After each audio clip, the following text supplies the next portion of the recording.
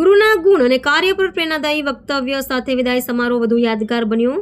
સમીની અનુપમ કન્યા શાળા નંબર 1માં 2.5 વર્ષ સુધી નિષ્ઠાપૂર્વક સેવા આપનાર આદરણીય શિક્ષક શ્રી નાનુભાઈ સિંધવની પાલીપુર મુકામે બદલી થતાં યોજાયેલ વિદાય સમારોહ લાગણીઓ અને આદરથી છલકાયો હતો। વિદ્યાર્થીઓ, શિક્ષકો અને આગેવાનોની હાજરીને આ પ્રસંગને વિશેષ ગૌરવ આપ્યું।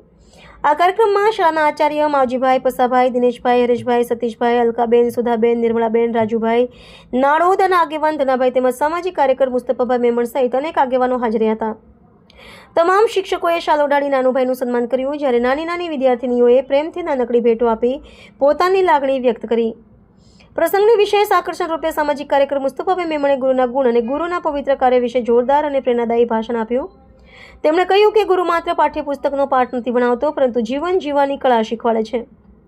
સાચો ગુરુ એ છે જે વિદ્યાર્થીના અંદરના અજ્ઞાનનો અંધકાર દૂર કરીને જ્ઞાનનો દીવો પ્રગટાવે।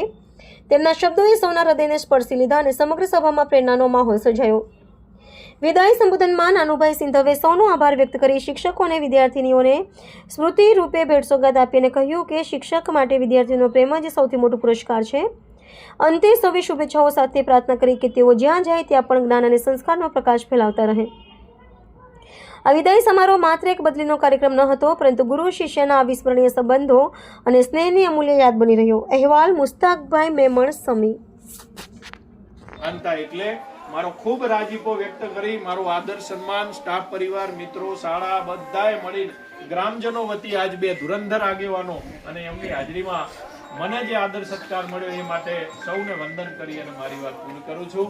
મારાથી જાણે અજાણે કોઈ ક્ષતિ થઈ હોય, કોઈની લાગણી દુભાવી હોય તો એની બહુ જવાબદારી સાથે મારા ઈષ્ટની પરમેશ્વરની સાક્ષીએ હું મસ્તક નમાવીને માફી માંગુ છું। બાકી